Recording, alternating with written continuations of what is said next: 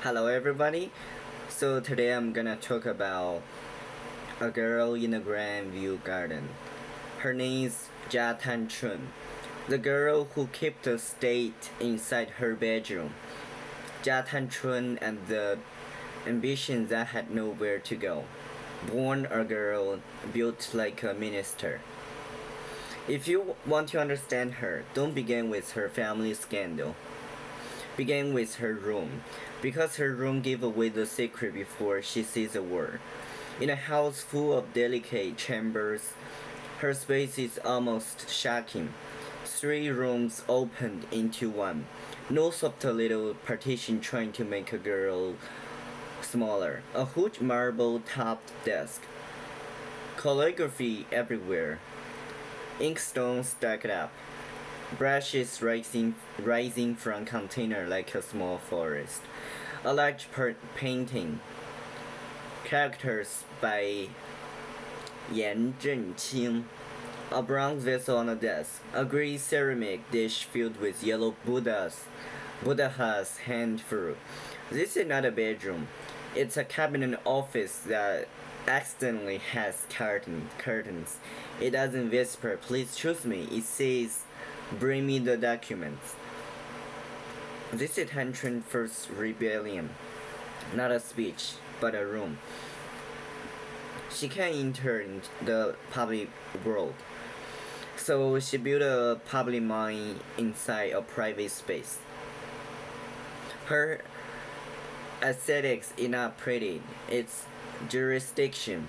Modern people understand rooms. A bedroom is not just where you sleep, it's a confession. A studio apartment with a plan and one side lamp is one thing. A wall of books is another. A desk facing the window say, I still believe I have work to do. Tanchun's room is not decorated to make her desirable. It's arranged to make her large. That distinction matter. A lot of female beauty designed to be looked at. Tanchun's beauty designed to be looked outward. Her room has scale, air, tools, historical weight. The name of the room itself is Qiu Shuang Studio.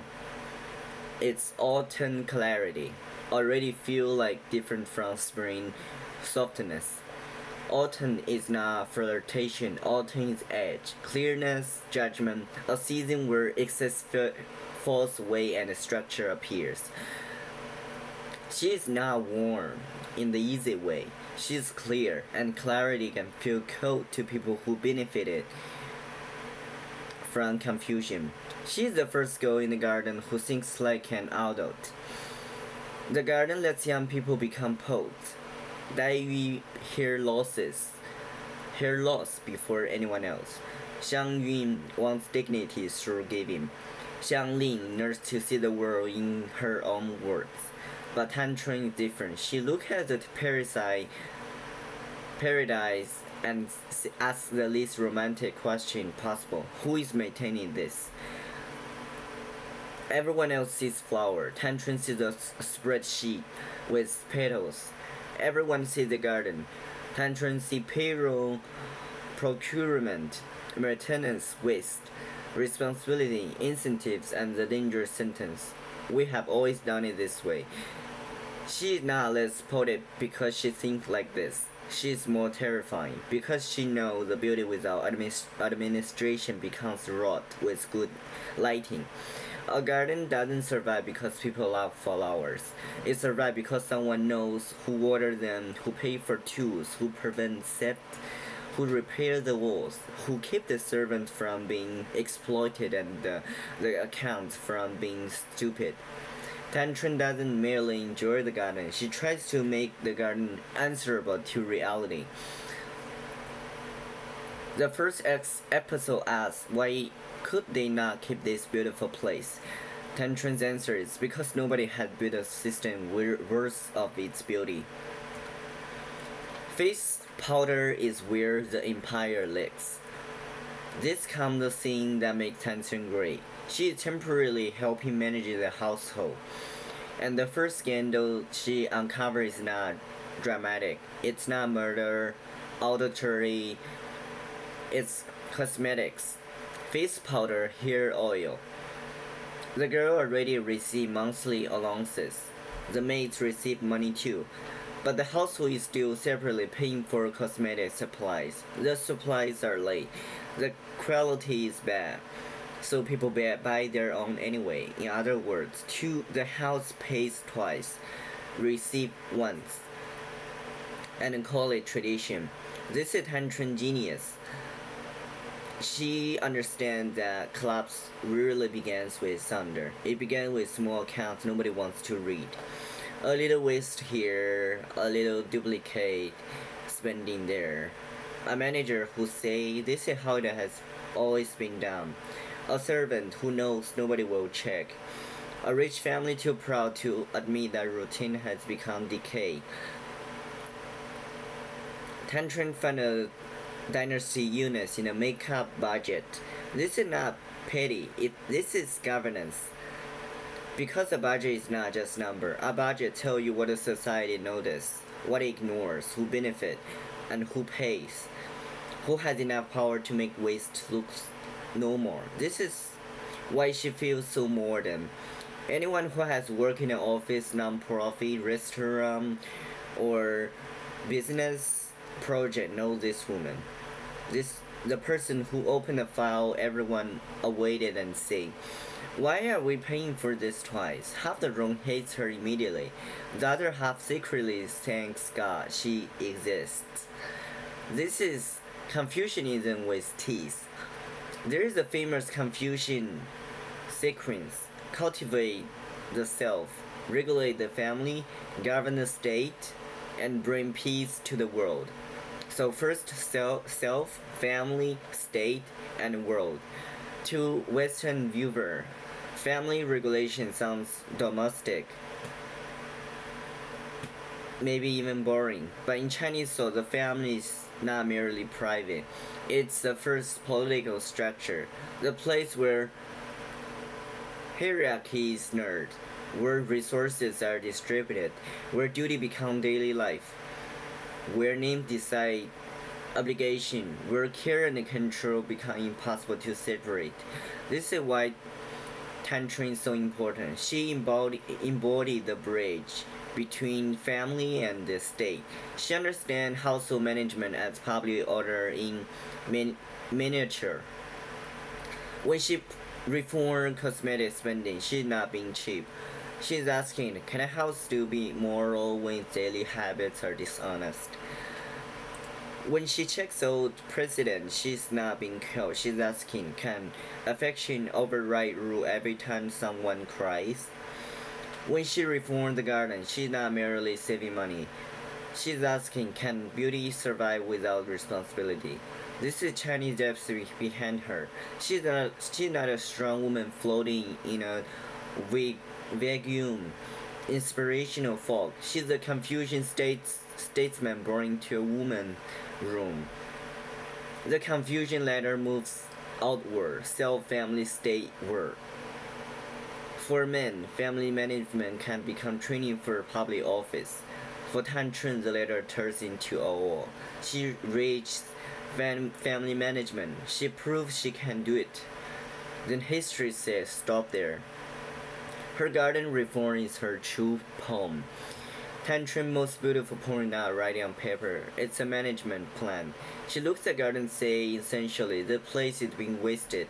It has flower, bamboo, lotus leaves, rice fields, herbs, ponds, animal, and old women who know how to care for it, and a household too careless to use any of it well. Then she proposed a reform, assigning different parts of the garden to older women who actually understand the work. Let them maintain it. Let them take some benefit. Let the household save money. Let the garden grow better every year. Let the laborers gain something instead of remaining invisible. This is not hostile culture. She's not trying to monetize every leaf because she listened to terrible business podcasts. She's practicing stewardship. Her idea is simple. A well-governed world should not waste life. Not even broken lotus leaves. Not even dead grassroots. not even the knowledge of a woman who has spent years in the garden and treated as background. This is where she becomes much bigger than capable. She sees value where aristocratic taste sees senior. She sees labor where poetry sees atmosphere. She sees an ecology where the family sees decoration. This is a profound cultural difference. Modern luxury often loves the look of nature without the responsibility of maintaining it. Tanchun say beauty is not something you consume, but beauty is something you administer justly. Her feminism is not a hashtag, it's a closed door. Tanchun sees the line that bursts through the whole novel. If I were a man and could go out, I would have left long ago and established a career of my own. Then I would have had my own way. But I'm a girl, I cannot say one more word. This is not a motivational quote. This is not woman can do anything. It's a sentence spoken by someone who knows exactly what she could do and exactly why she would not be allowed to do it. That's why it's so painful. She doesn't lack confidence. She lacks a root. A man's ambition can travel outward. School, exam, office, career. A woman's ambition is made to circulate indoor. Organize a household, manage conflict, correct accounts, serve the family, protect your reputation, be useful but not severing. This is too similar. A man with standard is strategy. A woman with standard is difficult. A man whose efficiency leadership material. A woman who sees it's controlling. A man's anger is authority. A woman's anger needs to be softened before anyone will hear the content. Tanchun tragedy not that people fail to recognize she is capable. They recognize it perfectly. They use it. That's the more honest feminist would. Not invisibility. Not invisibility. Exploitation with compliments. You're so good at this. Only you can handle this. You are naturally organized. You're better with people. Then somehow the title, money, freedom, and final authority go somewhere else. Tantrums actually hold the house together, but the house is not hers. She's not cold. She's probably minded at a word that only permits private feelings. People misunderstand her sharpness.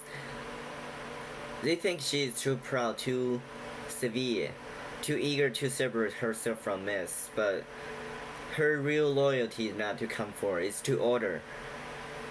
And order for her is not just obedience.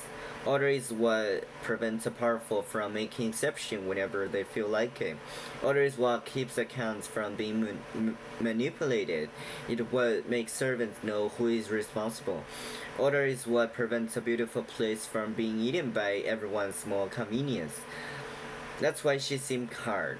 She doesn't believe every feeling deserves to become policy. It's a very confusing problem. Qing, feeling, attachment, human emotion matter, but principle, order, ritual keeps feeling from turning into chaos. Tanchun lives in tension between them. She's not emotionless. She cries, she's hurt, she knows the humiliation being born into an unequal position. When she sits at the desk, she knows private pen cannot become the only law of the house. That's not coldness, that's a burden of the governance. A statesman knows love without structure becomes favoritism. A child wants love to fix everything. That's why she feels older than her age. She already crossed from youth dream into adulthood hardest truth, knowledge. Good intention don't maintain a world. System do. Her own returns. Because it was always a prophecy. Now return to her room. The huge desk, the inkstone, the brush forest, the bronze vessel, the open space. At the beginning, it looks like taste, but now we realize it's a prophecy. The room was the life she should have had, not because she wanted to become a man. That would be too small. She wanted room for the skill of her own mind. Her aesthetic is not decorative, it's political. Her choose objects associated with writing, judgment, ritual, landscape, loyalty, and authority. She lives among the material public culture, but the door still open into the inner household. The contradiction is the whole character. She designed a room large enough for a minister, but history puts a girl inside it. So why she belong in the garden? Dai is the memory of the garden. She hears the experience before others do. Shangli is the moral test of the garden. Can a person treated as a property become a person who sees? Xiang Yun is the dignity of the garden. Can someone without resources still become a giver? Tanchun is the governance of the garden. Can beauty become sustainable? Can youth build institution? Can a borrowed paradise be maintained without becoming another form of exploitation? This is why she can't be separated from the garden. She is not just a girl who happened to live there. She's a garden thinking about its survival. She knows poetry needs rooms and budgets. Budgets needs honesty needs rules. Rules need people brave enough to enforce them. Tragedy is that she had everything required to save the world, except the power to own the world she is trying to save. She is not inspirational because she breaks barriers. She doesn't break them. She sees the barrier clearly. She names it. She pushes against it with taste, order, reform, anger, intelligence. And one of the most painful sentences, if I were a man, not because she hates being a woman, because she hates the word make public ambition male. She is not too ambitious. Her word is too small. She is not too sharp. The house is too rotten to survive thoughtness alone. She is not merely a girl with strong personality. She's a statesman whose country was reduced to a family. And when you look at her room, you can still feel the tragedy. The open space, the large desk, the brush, the waiting, the bronze vessel, a future arranged perfectly, inside a door that never opened. Her room was not a bedroom, it was the life she was not allowed to enter. Next time I will share the story of another girl who live in the Grandview Garden. Thank you.